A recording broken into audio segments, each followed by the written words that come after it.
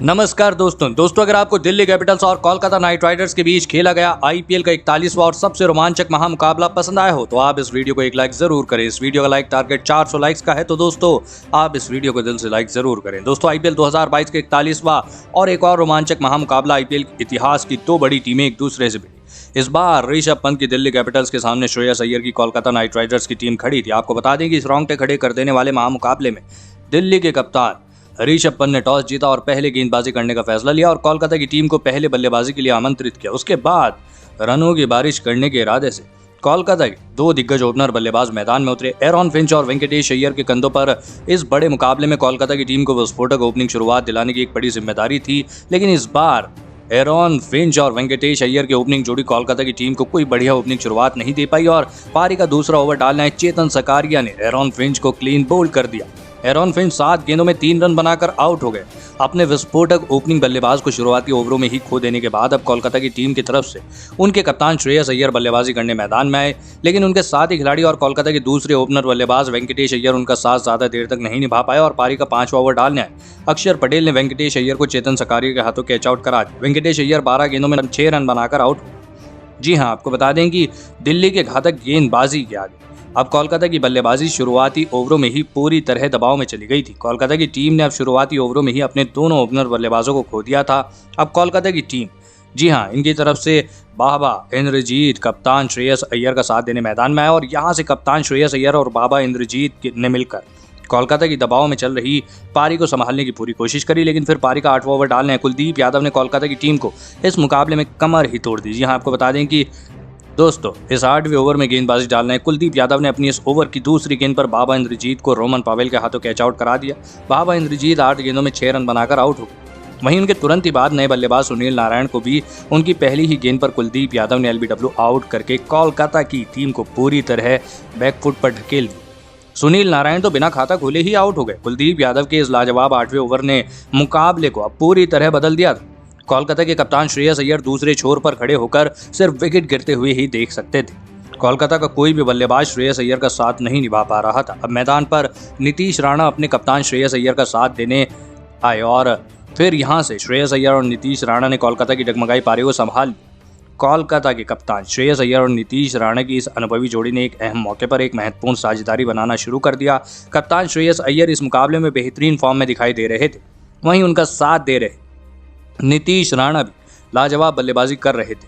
लेकिन फिर पारी का 14वां ओवर डालने इस मुकाबले में सबसे बेहतरीन गेंदबाजी डाल रहे कुलदीप यादव ने फिर से मुकाबले में बड़ा फेरबदल कर दिया और अपनी इस ओवर की पहली ही गेंद पर सेट हो चुके श्रेयस अय्यर को कुलदीप यादव ने ऋषभ पंत के हाथों कैच आउट करा दिया। श्रेयस अय्यर 37 गेंदों में 42 रन बनाकर आउट हो गए। कप्तान श्रेयस अय्यर के आउट हो जाने के बाद अब कोलकाता की टीम फिर से दबाव में चली गई थी, लेकिन अब मैदान पर कोलकाता के सबसे विस्फोटक बल्लेबाज आंद्रे रसेल बल्लेबाजी करने आए थे। लेकिन जिस तरह की गेंदबाजी कुलदीप यादव कर रहे थे उसके सामने इस बार आंद्रे रसेल भी कुछ ज्यादा कमाल नहीं करके दिखा पाए और आंद्रे रसेल को इस ओवर में कुलदीप यादव ने ऋषभ पंत के हाथों कैच आउट करा दिया। आंद्रे रसेल तो इस मुकाबले में अपना खाता भी नहीं खोल पाए। अब मुकाबला पूरी तरह दिल्ली की टीम की तरफ झुक चुका था। जी हाँ, कुलदीप यादव की गजब की गेंदबाजी ने कोलकाता की टीम के आत्मविश्वास को ही तोड़ दिया था। आंद्रे रसेल का विकेट गिरने के बाद कोलकाता की टीम की तरफ से रिंकू सिंह बल्लेबाजी करने मैदान में आए। अब नीतीश राणा और रिंकू सिंह के कंधों पर ही कोलकाता की टीम को इस मुकाबले में एक बड़े लक्ष्य तक पहुंचाने की एक सबसे बड़ी जिम्मेदारी थी। जी हाँ, आपको बता दें, लेकिन नीतीश राणा और रिंकू सिंह की ये जोड़ी इस मुकाबले में गजब के फॉर्म में दिखी थी।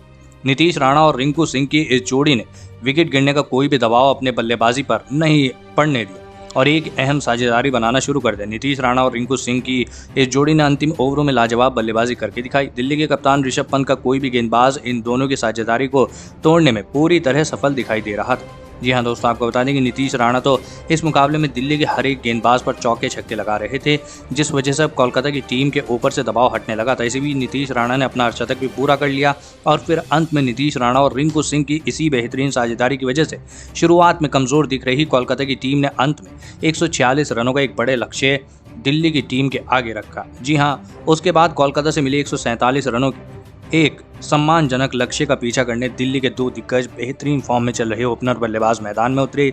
पृथ्वी शॉ और डेविड वार्नर से दिल्ली की टीम को इस बड़े मुकाबले में एक विस्फोटक ओपनिंग शुरुआत दिलाने की एक उम्मीद थी, लेकिन कोलकाता की टीम की तरफ से पारी का पहला ओवर डालने आए उमेश यादव ने दिल्ली के इन उम्मीदों पर गहरी चोट मारी। जी हाँ दोस्तों, आपको बता दें कि उमेश यादव ने अपने इस ओवर की पहली ही गेंद पर पृथ्वी शॉ को अपने ही गेंद पर कैच आउट करा दिया। पृथ्वी शॉ बिना खाता खोले ही आउट हो गए। लक्ष्य का पीछा करते हुए पहली ही गेंद पर दिल्ली की टीम ने अपने बेहतरीन फॉर्म में चल रहे ओपनर बल्लेबाज को खो दिया था। अब दिल्ली की टीम की तरफ से मिशेल मार्श डेविड वार्नर का साथ देने मैदान में आए, लेकिन मिशेल मार्श भी इस मुकाबले में कुछ अच्छे फॉर्म में नहीं दिखाई और फिर पारी का दूसरा ओवर डालने हर्षित राणा ने मिशेल मार्श को भी वेंकटेश अय्यर के हाथों कैच आउट करा दिया।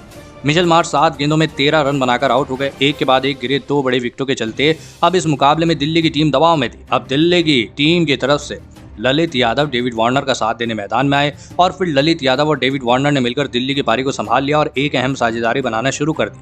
डेविड वार्नर और ललित यादव की जोड़ी ने लगभग पारी के 9वें ओवर तक बल्लेबाजी करी और अपनी टीम को 82 रनों तक पहुंचाया। इसी बीच इन दोनों ने अपनी अर्धशतकीय साझेदारी भी पूरी कर ली, लेकिन फिर पारी के 10वां ओवर गेंदबाजी डालने आए उमेश यादव। जी हाँ, उन्होंने सेट हो चुके डेविड वार्नर को सुनील नारायण के हाथों कैच आउट करा दिया। डेविड वार्नर 26 गेंदों में 42 रन बनाकर आउट हो गए। डेविड वार्नर का बड़ा विकेट खोने के बाद अब कोलकाता की गेंदबाजों के पास इस मुकाबले में वापसी करने का एक बड़ा मौका था और कोलकाता की गेंदबाजों ने इस मौके को अपने हाथों से जाने नहीं दिया। पारी का 11वां ओवर डालने आए सुनील नारायण ने सेट हो चुके ललित यादव को एलबीडब्ल्यू आउट कर दिया। ललित यादव 29 गेंदों में 22 रन बनाकर आउट हो गए। ललित यादव को आउट करने के बाद अब दिल्ली के दोनों ही सेट बल्लेबाज अब आउट हो चुके थे। अब कोलकाता की टीम इस मुकाबले में वापसी कर ली थी। जी हाँ दोस्तों, अब मैदान पर 2 नए बल्लेबाज बल्लेबाजी करने आए थे।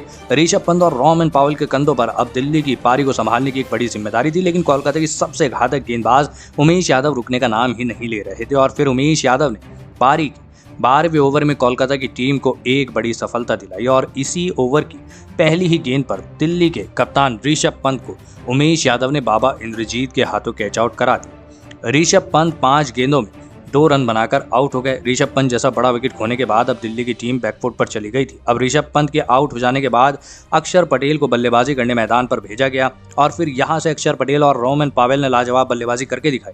दोस्तों, खास करके अक्षर पटेल इस मुकाबले में गजब के फॉर्म में दिखाई दे रहे थे, लेकिन इसी बीच अक्षर पटेल भी खराब रन लेने के चक्कर में आउट हो गए। जी हाँ, रन आउट हो गए। अक्षर पटेल 17 गेंदों में 24 रन बनाकर आउट हो गए, लेकिन अक्षर पटेल की विस्फोटक बल्लेबाजी की वजह से मुकाबला अंतिम 4 ओवरों में जा फंसा था, जहां पर दिल्ली की टीम को जीत के लिए आखिरी 4 ओवरों में 30 रनों की आवश्यकता थी। मुकाबला धीरे धीरे रोमांचक होता जा रहा था। अब दिल्ली की टीम की तरफ से शार्दुल ठाकुर रोमन पावेल के साथ देने मैदान में और फिर आखिरी के ओवरों में दिल्ली के सबसे विस्फोटक बल्लेबाज रोमन पावेल ने लाजवाब बल्लेबाजी करके दिखाई। कप्तान श्रेयस अय्यर इस विस्फोटक बल्लेबाज को रोकने के लिए अपने हर एक गेंदबाज को आजमा रहे थे, लेकिन रोमन पावेल को रोकना अब कोलकाता की बस की बात नहीं थी।